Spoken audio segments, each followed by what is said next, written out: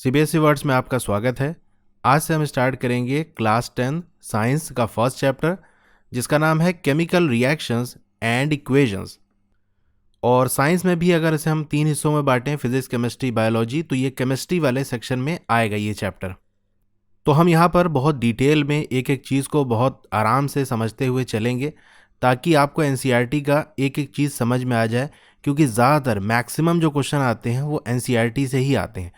इसलिए मैं आपको एक एक चीज़ यहाँ पर एक्सप्लेन करूँगा। जितनी भी चीज़ें एग्ज़ाम के पॉइंट ऑफ व्यू से इंपॉर्टेंट होंगी वो मैं आपको बताऊँगा। तो चलिए हम स्टार्ट करते हैं अपना chapter. Consider the following situation of daily life, यानी आम जिंदगी में जो हमारे सामने सिचुएशंस आती हैं उसी को हमको कंसीडर करना है। And think what happens when, और सोचना है कि क्या होगा जब मिल्क को left at room temperature during summers. गर्मियों के दिन में आप दूध को ऐसे ही फ्रिज में ना रखो, बाहर ही ऐसे रख दो रूम टेम्परेचर पे ही, तो क्या होगा। एक लोहे का तवा हो, पैन हो या नेल यानी कील हो, उसे एक्सपोज किया जाए, यानी उसे कांटेक्ट में रखा जाए किसके, ह्यूमिड एटमॉस्फेयर।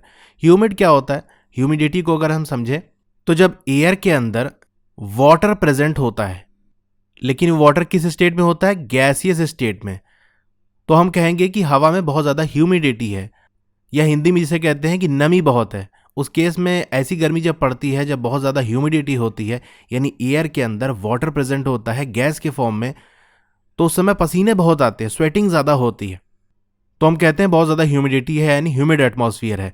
तो ऐसे नमी वाले एटमॉस्फेयर में अगर ये आपका जो तवा है या पैन है या नेल है लोहे का, उसको रखेंगे तो क्या होगा, ग्रेप्स गेट फर्मेंटेड। फर्मेंट क्या होता है, फर्मेंटेशन एक प्रोसेस होता है जिसके ज़रिए से वाइन बनाई जाती है, यानी शराब बनाई जाती है। तो ग्रेप्स को जब हम शराब में कन्वर्ट करते हैं, उसका फर्मेंटेशन करते हैं, तो जब ग्रेप फर्मेंट होता है तो क्या होता है, खाना जब पकता है तो क्या होता है, और जो फूड हमारी बॉडी के अंदर डाइजेस्ट होता है तब क्या होता है, वी रेस्पायर।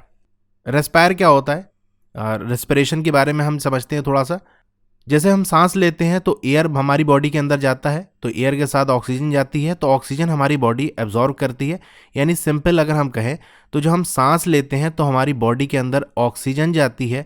ये ऑक्सीजन क्या करती है, हमारी बॉडी के अंदर जो भी हम खाना खाए होते हैं वो खाना ग्लूकोज में कन्वर्ट होता है, तो ये ऑक्सीजन उस ग्लूकोज के साथ रिएक्ट करती है, ठीक है, उसका रिएक्शन होता है। रिएक्शन करने के बाद क्या होता है, एक तो एनर्जी बनती है जो हमारी बॉडी यूज़ करती है, और कार्बन डाइऑक्साइड निकलता है, ठीक है। इसके बारे में, इस इक्वेशन के बारे में आप 6th वाले चैप्टर में पढ़ोगे, शॉर्ट में बता रहा हूँ, ठीक है। तो ये कार्बन डाइऑक्साइड क्या होता है, फिर बॉडी से निकल जाती है। तो ये जो पूरा प्रोसेस होता है इसे हम रेस्पिरेशन कहते हैं। तो हम जब रेस्पायर करते हैं तो क्या होता है, ये चीज़ें आपको ऑब्जर्व करनी है। तो सारी जो सिचुएशन हमने ऊपर देखी उसमें आप ये महसूस करोगे, जब ऑब्जर्व करोगे तो आपको ये पता चलेगा कि जो नेचर है और आइडेंटिटी है इनिशियल सब्सटेंस की, यानी शुरुआत में जो सब्सटेंस था, जैसे हमने मिल्क लिया था, तो मिल्क की जो नेचर है, मिल्क की जो आइडेंटिटी है, यानी मिल्क की जो पहचान है, अब इसकी पहचान क्या हो सकती है, वो देखने में कैसा है, उसकी महक कैसी है, उसका टेस्ट कैसा है, यही सारी उसकी पहचान है, यही उसका नेचर है। तो जब गर्मियों के दिन में आप बाहर रखोगे तो क्या होगा, क्या चीज़ ऑब्जर्व होगी, आप देखोगे वो दूध क्या होगा, उसमें खट्टापन आ जाएगा, वो दूध खराब हो जाएगा, जिसे हम आम भाषा में कहते हैं कि दूध फट गया। उसकी महक बदल जाएगी, उसका टेस्ट बदल जाएगा, ठीक है। तो जो पहले उसकी पहचान थी, जो उसका पहले नेचर था, वो समवॉट चेंज, कुछ हद तक बदल जाएगा, ठीक है। मिल्क का जो पहले टेस्ट था, पहले जो महक थी, पहले देखने में जैसे था, अब वो बदल गया, ठीक है। इसी तरह लोहे को अगर आप बाहर रख दोगे ह्यूमिड एटमॉस्फेयर में तो देखोगे उसमें रस्टिंग हो जाएगी, मुरझा लग जाएगा। ग्रेप फर्मेंट हो गए, शराब बन गई, तो क्या हो गया, एक दूसरी चीज़ बन गई, ठीक है। ग्रेप से एक अलग चीज़ है, और ग्रेप से बनी हुई जो वाइन है, शराब, वो अलग चीज़ है। अब ऐसा तो नहीं कि दुकान पे जाके आप कहो कि हमें अंगूर दे दो और आपको वो शराब दे दे, तो कहीं एक ही चीज़ है, दोनों अलग चीज़ है, वो एक अलग चीज़ बन गई। खाना पकने से पहले कुछ था, पकने के बाद कुछ हो गया, तो उसकी जो प्रॉपर्टी थी वो चेंज हो गई है, ठीक है, उसका नेचर, आइडेंटिटी चेंज हो गई है। We have already learn about the physical and chemical change. तो आपने फिजिकल और केमिकल चेंज के बारे में प्रीवियस क्लासेस में यानी पढ़ा होगा, जूनियर क्लासेस में, ठीक है। क्लास 7th में डिटेल में इसके बारे में दिया है कि क्या होता है फिजिकल और केमिकल चेंज।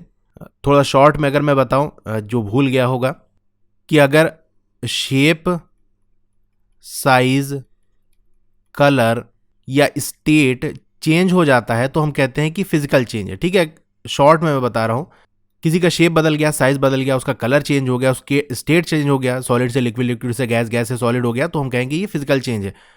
यहां पर कोई नई चीज नहीं बनती कि कोई नया सब्सटेंस बन गया जब भी फिजिकल चेंज होता है।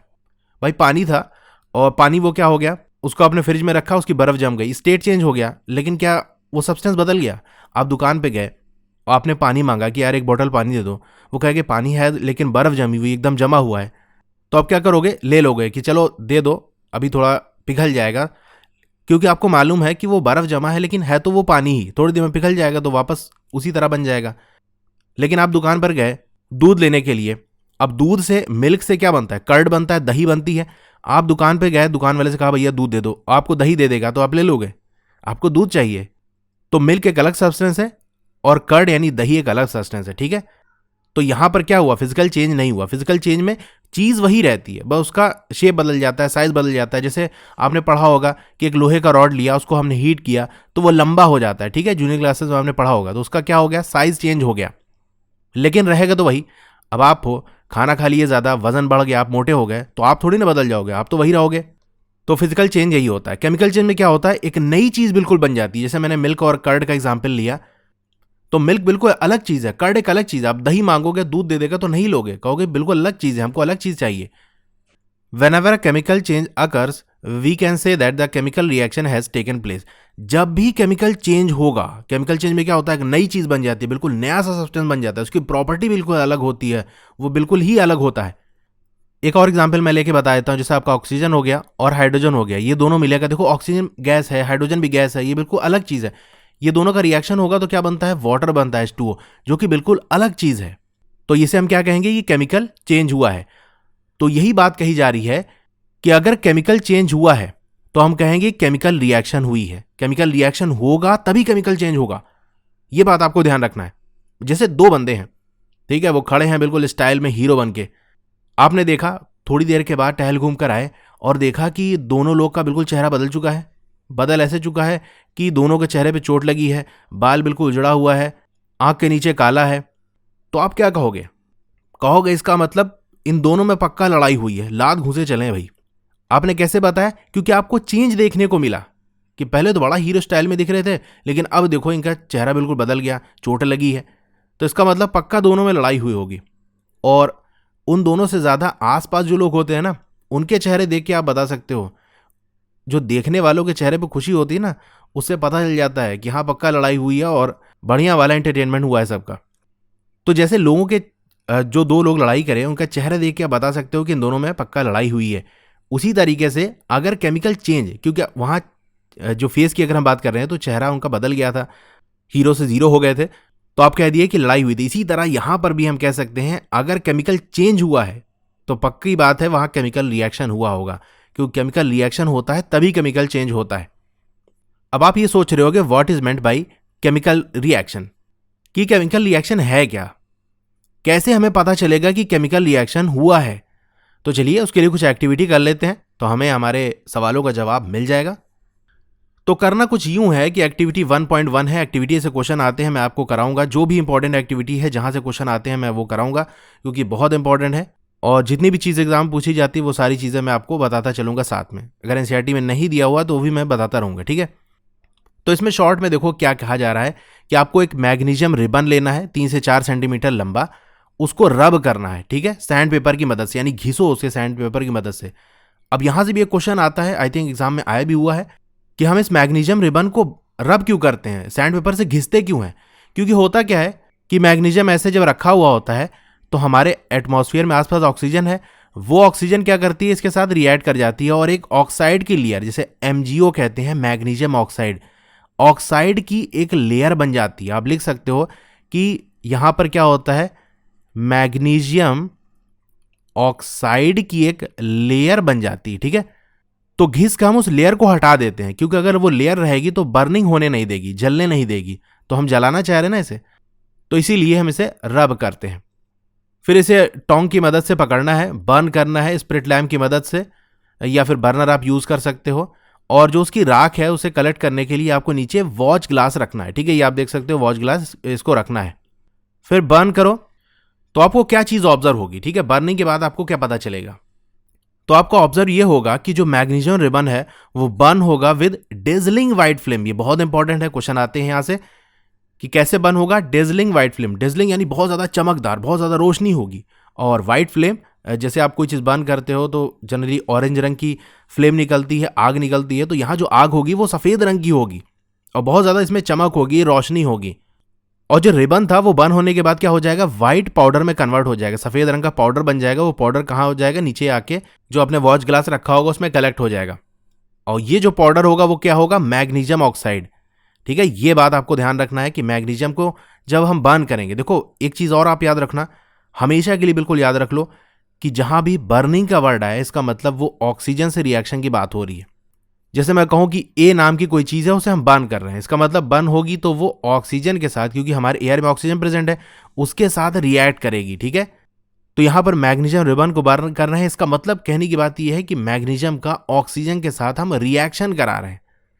तो रिएक्शन करने के बाद क्या बनेगा, मैग्नीशियम ऑक्साइड। इसे मैं इक्वेशन भी लिख दूं, वैसे इक्वेशन कैसे क्या बनती है उसको मैं अगले लेक्चर में देखेंगे। जैसे आपका ये मैग्नीशियम है Mg और ये O2 हमारा ऑक्सीजन है, ये रिएक्ट करेगा, क्या बनाएगा, मैग्नीशियम ऑक्साइड। ठीक है, इसे बैलेंस किया जाता है, बैलेंसिंग कैसे होगी मैं अगले लेक्चर में बताऊंगा। उसके लिए हमें यहाँ 2 लगाना पड़ेगा, यहाँ 2 लगाना पड़ेगा, कैसे हुई मैं अगले लेक्चर में बताऊंगा। ठीक है, ये इसकी इक्वेशन है, अभी चाहो तो आप लिख लो।